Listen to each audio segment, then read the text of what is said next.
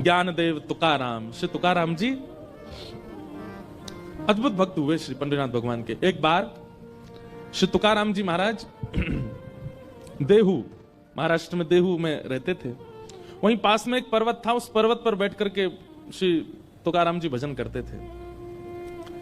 अकाल पड़ा था, तो उस अकाल में इनकी पत्नी और बेटे की मृत्यु हो गई भोजन नहीं मिलने की वजह से। फिर बाद में इनका दूसरा विवाह कर दिया गया। दूसरी बहू जो आई वो इतना शासन करती थी इनके ऊपर, वो कहती थी उठो तो तुकाराम जी को उठना पड़ता था, वो कहती बैठो तो तुकाराम जी को बैठना पड़ता था। एक बार एक तुकाराम जी के पास एक बालक गया, बालक ने जाके कहा तुकाराम जी मेरे सब परिवार के लोग मेरे पीछे पड़े हैं, ब्याह कर लो ब्याह कर लो ब्याह कर लो। मैंने सबसे कहा है आप कहोगे तो मैं ब्याह करूंगा, क्योंकि उस बालक को पता था तुकाराम जी कभी नहीं कहेंगे। भाई दूध का जला छाछ भी फूंक फूंक के पीता है, और वो तुकाराम जी खुद इतनी पीड़ा में हैं, वो किसी और को पीड़ा में क्यों डालेंगे।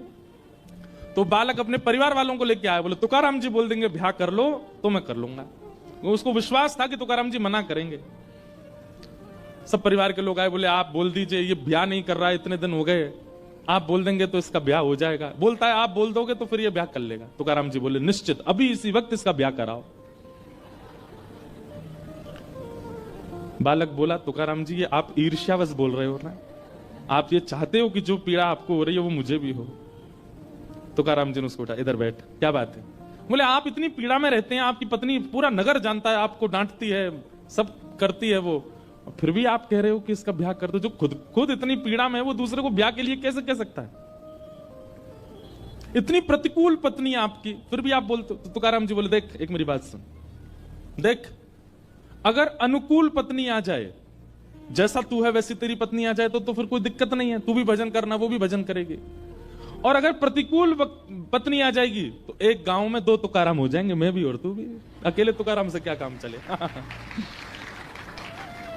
बोले सब मेरे को प्रणाम करने आते हैं दूर दूर से। छत्रपति श्री शिवाजी महाराज दंडवत करते थे तुकाराम जी महाराज को।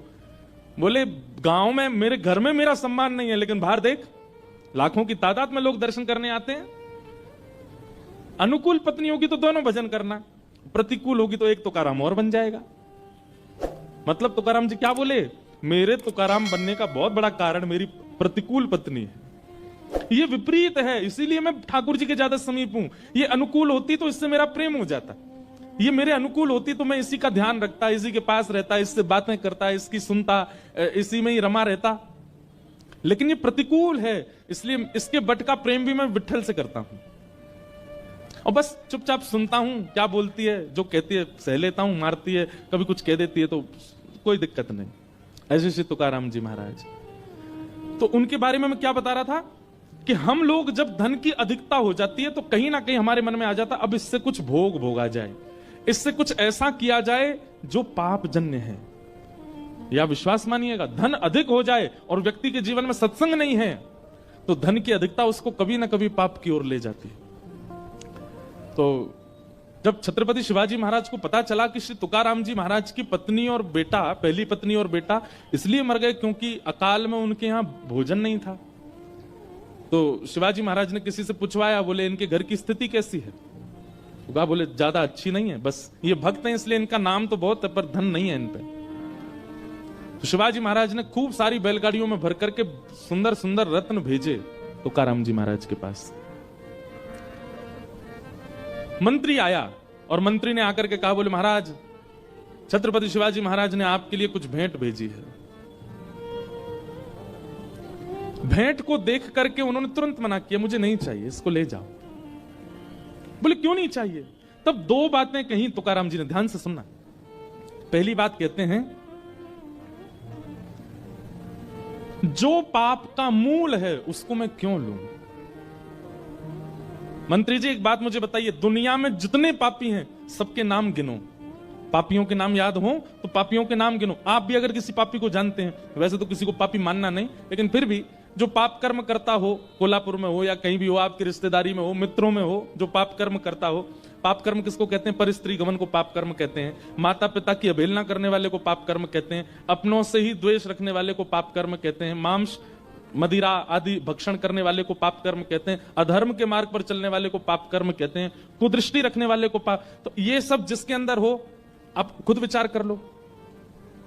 कहीं ना कहीं उसके पास धन का स्रोत होगा, इसीलिए वो पाप के मार्ग पर है। कहीं ना कहीं धन का स्रोत है, और धन नहीं है, अगर वो धनवान नहीं है तो लोभ ही होगा।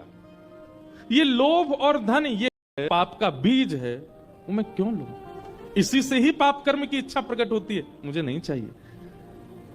लेकिन तुम ज्यादा निवेदन करोगे तो दूसरी बात सुनो, बोले क्या?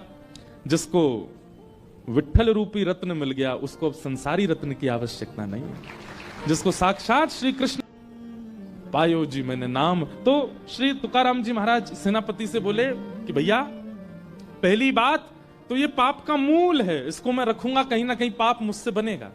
और दूसरी बात, जब विठ्ठल रूपी रत्न मिल गया तो फिर ये संसारी रत्न की क्या आवश्यकता है, इसको ले जाओ। और लेकर के सेनापति वापस आए तो छत्रपति शिवाजी महाराज अचंभित हो गए। एक वस्तु नहीं ली उन्होंने। समय निकाल करके शिवाजी महाराज गए तुकाराम जी के पास देहू, और जाकर के दंडवत किया। बोले कि आपके इस त्याग को, आपके समर्पण को, आपके इस विरक्ति भाव को मैं दंडवत करता हूं भगवान, मुझे आप शिष्य स्वीकार करो। आप सोचोगे धन नहीं लिया, शिवाजी महाराज को शिष्य तो बना लिया होगा, नहीं, वो भी नहीं किया। तुकाराम जी महाराज बोले, भगवान देखिए, आप पूरे राष्ट्र का गौरव हैं, आपकी वजह से हम संत महापुरुष प्रेम से भजन कर पा रहे हैं शिवाजी महाराज, पर आपका गुरु मैं नहीं हूं। वहां भी त्याग किया। हम आप में से कोई होता तो कोई छोड़ता?